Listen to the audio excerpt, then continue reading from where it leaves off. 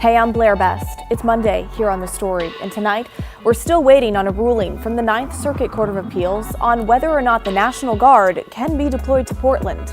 Plus, you may have heard that a foreign nation will soon have a military base on U.S. soil, in Idaho no less. But we fact-check that claim and the thorny issues around it all.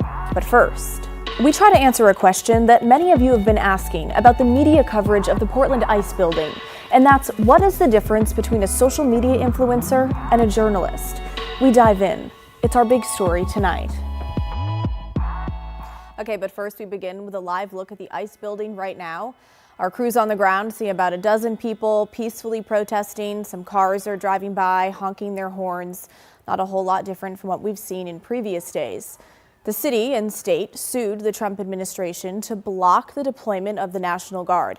And we are still awaiting a ruling from a 3-judge panel on whether or not federal troops can legally be deployed to the ice building, an area President Trump has repeatedly likened to a war zone. Now, as we wait for that decision, let's talk about the media coverage surrounding what is happening on Portland's South Waterfront. Over the past several weeks, the protests outside the Portland Ice Building have been in the national spotlight. But let's remember, people have been protesting there against President Trump's immigration enforcement efforts for more than 100 days. There have been clashes between protesters and federal agents who were there protecting the building. Early on, the demonstrations drew little media attention here on the local level, and especially not nationally. But that started to change in late August, when former Oregon Congresswoman and President Trump's Secretary of Labor, Lori Chavez-DeRemer, mentioned Portland in a cabinet meeting, saying she was hoping for a, quote, crackdown. About a week later, Fox News did a 5-minute segment on the Portland ice building protests, calling it a, quote, sanctuary city run amok. From there, the negative rhetoric about Portland has run wild, war zone, like living in hell, everything is on fire, you've heard the sound bites. Much of that rhetoric has been amplified and some would argue backed up by conservative, independent social media journalists and influencers. Last week, I talked with one of them who flew into Portland from D.C. I'm documenting this. This is the United States of America. I'm an American and I'm here. Okay, that's Nick Sorter. He has more than 1 million followers on the social media platform X, formerly known as Twitter. In his bio, he describes himself as being, quote, on scene covering stories mainstream media won't, seen on national outlets such as Tucker Carlson and Fox News. Earlier this month, Sorter was arrested by Portland police for disorderly conduct during one of the protests outside the ice building. The Multnomah County District Attorney's Office ultimately did not move forward to formally charge him. But his arrest brought the political spotlight back to Portland, and in a big way, with the U.S. Department of Justice promising to investigate Portland police over Sorter's arrest. Sorter is also one of several social media personalities who have been given special access to the ice building in South Portland, as well as access to federal officials. Another person enjoying that access is named Katie Daviscourt. She writes for the Post Millennial. It's a Canada-based publication that calls itself one of the largest conservative news outlets in the world. Here she is on the roof of the Portland Ice Building. And Fox News also has a correspondent that is allowed on top of and inside the Portland Ice Building. Now, KGW has asked for that same access numerous times, and our requests continue to go unanswered. Same goes for other local media outlets. Just days after I talked with Nick Sorter outside the ice building, he and others who are prominent on conservative social media pages were invited to Washington, D.C. for a roundtable with President Trump, Secretary Kristi Noem, and Attorney General Pam Bondi. They were asked to talk about Antifa and what they experienced on the ground in Portland. Here are pictures they posted from that day. Let's listen to some of what they had to say. We're the ones that were on the ground. We're the ones that are actually reporting what's going on. And you know, much of the legacy media has been either ignoring it or covering for Antifa for years now.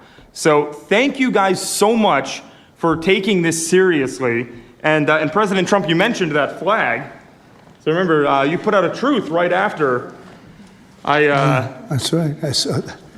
Took this flag from that man that was burning it in the street. I saw it. Do you know who he is? Oh yeah, I know exactly who it is. So why don't you give it to Pam? Give it to the Attorney General, and let's start prosecutions. And at least that horrible night made you famous. You got He was something already out of it. I got a text from the President of the United States, so I appreciate that. And President Trump, after that happened to Nick, I called Harmeet Dillon and we opened a pattern and practice investigation into the Portland police very publicly as to how they let this happen. I'm an investigative journalist from Seattle. I work for the Post Millennial alongside Andy Ngo and Jack Posobiec. I have been infiltrating Antifa cells in Seattle and Portland for the past decade. I know their inner workings, but today I want to focus on what is happening in Portland at the ICE facility. I've been covering this for the past 4 months, and this is a call out to corporate media who has completely ignored this story or has falsely reported on it. This is nothing short other than a sustained attack on the United States, which is being supported by Democratic elected officials. The Portland Police Bureau has completely abandoned several blocks outside the ICE facility, giving away their jurisdiction to a terrorist group who has spent the past 4 months harassing, assaulting, and intimidating anyone they perceive to be against their cause. Today, I am sitting here with a black eye and a concussion after being violently hit in the face with a metal pole while reporting outside the ICE facility just this past week. Portland Police has had a presence outside the ICE building since early June when the protests began, and they've arrested 50 people in connection to those protests. Last week, Senator Ron Wyden posted this on social media, responding to Katie Davis Court's picture on the roof of the Portland ICE building. Senator Wyden wrote, "Assuming actual local news outlets like OPB, the Oregonian, Willamette Week, Oregon Capital Chronicle, the Portland Mercury, K2, KOIN, KGW, KPTV, and others would get the same rooftop reporting access as these right-wing influencers." Davis Court responded to that post saying, 1, I am not an influencer. 2, I'm a full-time employed journalist who has been covering the occupation for the past 4 months, mostly by myself with the exception of another independent journalist. If local news had any ground presence over the last 4 months, they would have also been invited to embed with ICE or FPS. Where have they been?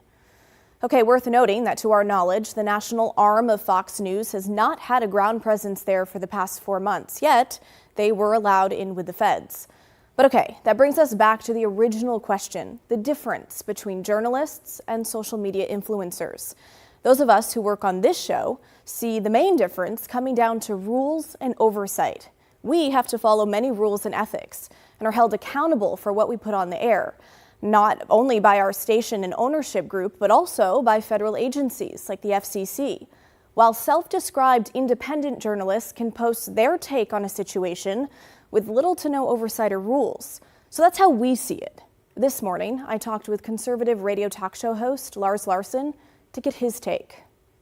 Well, part of the problem of describing, say, somebody who's acting as an online or web journalist, and I do both that and regular broadcast. If you describe them as an influencer, I think it's not only inaccurate, but it's pejorative. If you describe somebody who's acting as a journalist, somebody there to cover the story, as an influencer, influencer says something different. It says you are a gun for hire, and if somebody is paying you money, then you go out and you promote either a particular idea or a particular service or a particular product. That's not what journalists do. Now, I also asked him what he makes of the Trump administration picking and choosing who is allowed access to the Portland ICE building and federal officials. I think it's exactly par for the course because Trump has been under attack from the mainstream media for 10 years. So the fact that he plays favorites doesn't surprise me one little bit, any more than I've, throughout my entire career, run into companies and individuals who have said, we don't trust the media and we're not letting you in. Okay, well, joining us now live is Al Tompkins, an award-winning journalist who's worked in the news business for decades. He wrote for Poynter Institute and authored a textbook about multimedia storytelling. He also helped write the National Code of Ethics for both the National Press Photographers Association and the Radio and Television Digital News Association. He's known for teaching journalists all across the world. Mr. Tompkins, thanks for coming on the show. Hi, Blair. I would say, could I just speak to a couple of things I've just heard, just to sort of... Sure, go for it. The FCC really, the Federal Communications Commission, really doesn't enforce ethics. They enforce the law.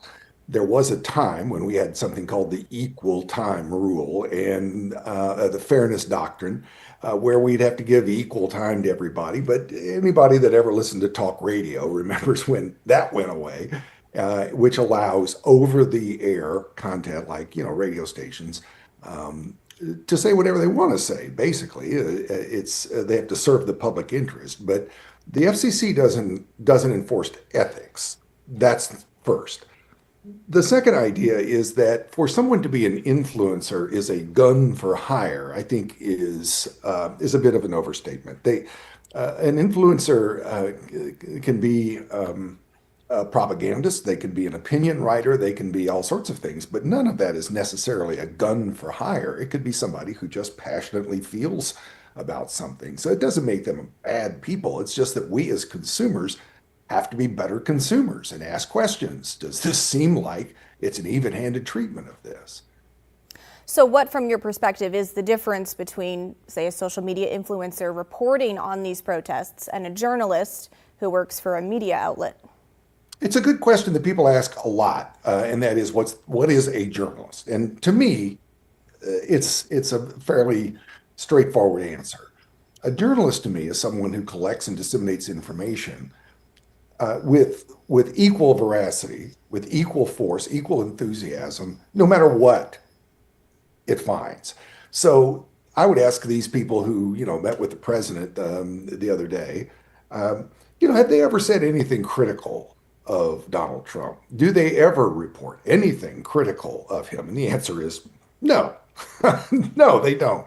And so for me, those people aren't journalists. Those people are propagandists. And I don't use that word in a mean way. I mean, propagandists can be fact tellers. They're just one-sided. So I think commercials are mostly propaganda. It doesn't make them bad. It just makes them one-sided. So if it's a person who is willing to tell the truth, no matter what they find, no matter what we personally might think of it, then that person might be a journalist. However, we as journalists, Blair, you and me both, we get criticized for not being open to the truth, to only giving one side or another. And I think we have to plead some guilty to that we haven't always been as aware of passionate feelings on one side or another as we might have been. But I reject the idea that we are opinion writers, that even what you've done today, just in this segment, has tried to give voice. We'll say one other thing. One way that people think about the truth, Blair, is in visuals. And even in this segment, you showed video, for example, of protesters and police and a standoff and military and all that stuff.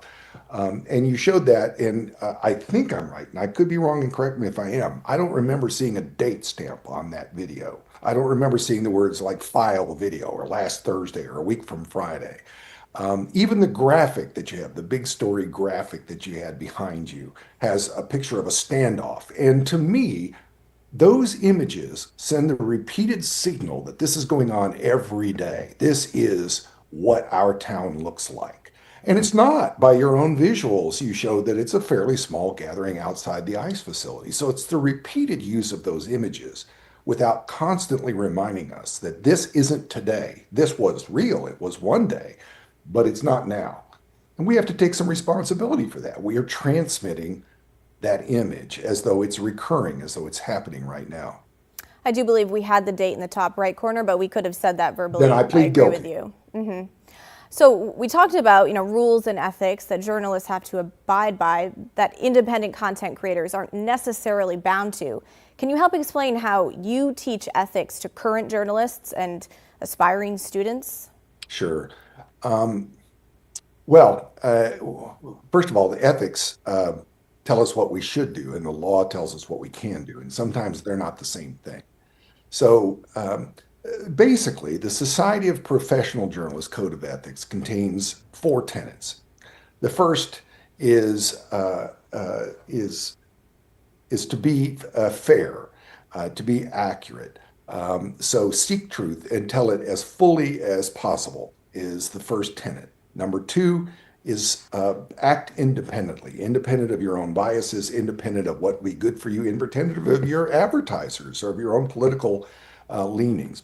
Act independently. It's not about you. It's about the journalism, about the story. Third is be accountable and be accessible. Not something that we as journalists are known for doing really well. Can someone get a hold of us and hold us accountable and be accessible? And I think that that the idea is maybe we should be more accessible to people, to be able to call us into question, to have corrections that are as prominent as our mistakes, for example. How do we go about correcting? Newspapers, for example, sometimes have corrections at the end of a story or something like that. Online, you do. We have corrections, but sometimes those corrections aren't nearly as prominent as the mistake, and that's an ethics issue. We tell people all the time in the classes that I teach is look, report the news without fear or favor, right? Without fear or favor. I can't fear what you're going to do or what you're not going to do. You're not going to give me access. You're going to be mean. You're going to, bar me from a news conference or whatever. I can't worry about that. I've got to tell the story as I find it, and it's going to be what it's going to be. And I can't fear that the people who normally like me aren't going to like me because I say something, favorable about some candidate or some governor or mayor or president that you don't like. Sorry, that's the way it goes. They did something really useful and worthwhile, and they should get the credit for it. And that's the way it goes. You don't like it, then tough. It might be your day someday, but it's not today. So to me, it's all about fairness. We sometimes say our job is not to be biased, but that's not possible. I'm biased, and so are you, by virtue of who I am and where I grew up, how old I am, and what my education is, and uh, all of those things, your religious beliefs, your gender, all of those things influence. So we can't pretend to be unbiased, but we can strive to be fair. Okay, Mr. Tompkins, thank you so much for your time tonight and your insight. I think it's a useful conversation that you're having here. I hope you keep doing it. Thank you so much. Okay, so guys, talk to us. What do you think about all of this? How do you see the journalist versus influencer debate? Let us know. Email the story at kgw.com or call and leave us a voicemail, 503-226-5090. We're back right after this.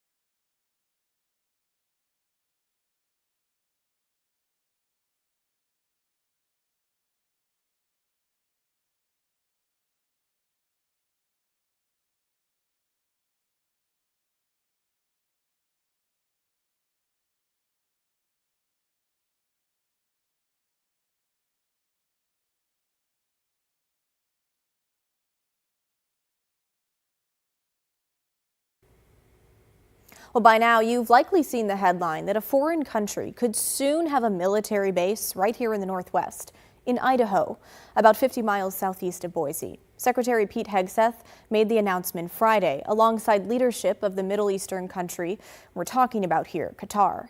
Today, we're announcing we're signing a letter of acceptance to build a Qatari Emiri Air Force facility at the Mountain Home Air Base in Idaho. The location will be host a contingent of Qatari F-15s and pilots to enhance our combined training, increase lethality, interoperability. It's just another example of our partnership. Now, of course, in the wake of that announcement, social media was ablaze with reaction from both sides of the aisle. And while the announcement appears to mark the first time a foreign country will have its own base on U.S. soil, there's a lot of context missing if you only hear that part and not the rest of the story. So let's dive in. Qatar will not have its own separate base. It will be a group of buildings to handle training and maintenance for Qatari troops at the U.S. Air Force Mountain Home Base. A U.S. Air Force spokesperson says security at the base itself will continue to be handled by U.S. forces, requiring proper credentials to enter and things like that. In fact, that same base in Idaho has hosted a squadron of fighter jets from Singapore since 2008. Secretary Hegseth even posted on social media Friday night, writing in part, "To be clear, Qatar will not have their own base in the United States, nor anything like a base. We control the existing base like we do with all partners." It's also worth noting this agreement with Qatar has been in the works for several years. The country decided to buy the fighter jets from a U.S. government program called Foreign Military Sales back in 2017. The U.S. Air Force says discussions to train Qatari troops on those jets began shortly thereafter. Around 2020, work began on an environmental assessment to look at impacts to the area for Qatari facilities, and that assessment was completed in 2022. That's what you're looking at here. And on the flip side, Qatar hosts a U.S. airbase in the Middle East with roughly 10,000 American troops. So that's more of the background leading up to Friday's announcement. But there's been movement recently between the countries as well. 2 weeks ago, President Trump signed an executive order guaranteeing the security of Qatar, which is not a member of NATO.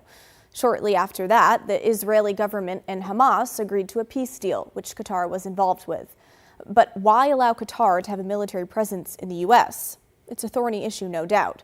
Qatar has been accused of financing terrorist organizations and has played both sides of the fence when it comes to Israel and Hamas. But as many of you remember, the news of these Qatari facilities in the U.S. is not the first flight-related news involving the country and the current administration in the White House. Qatar asked for anything in exchange for that $400 million luxury jumbo jet, and how can the American people be so sure that they will not in the future? Well, I think what happens with the plane is that, we're very disappointed that it's taking Boeing so long to build a new Air Force One. We have an Air Force One that's 40 years old. I have a lot of respect for the leadership and for the leader, Qatar, and I think they knew about it because they buy Boeings. They buy a lot of Boeings. And they knew about it, and they said, we would like to do something, and if we can get a 747 as a contribution to our Defense Department to use during a couple of years while they're building the other ones, I think that was a very nice gesture. Now, I could be a stupid person and say, oh, no, we don't want a free plane. We give free things out. We'll take one, too. And I think this was just a gesture of good faith. Back in May, the Defense Department announced it has officially accepted that luxury jet from Qatar to use as the new Air Force One. The gift drew concerns from lawmakers in both parties, but that did nothing to stop the plane's delivery. Also worth noting, a Trump-branded golf course is being developed in Qatar. So that can't really be ignored here either, as the Trump Organization's business deals with foreign governments, with President Trump still in office, have generated questions as well. But back to the original headline here, a foreign country building a military base on U.S. soil. Qatar will not have its own base, but it will have its own facilities as part of a U.S. Air Force base. Okay, now it's your turn to weigh in. What do you think about this? Imagine something like this had been done during the Biden administration. Would you feel the same way about it? Let us know. Email the story at KGW.com or call and leave us a voicemail, 503-226-5090. We're back right after this.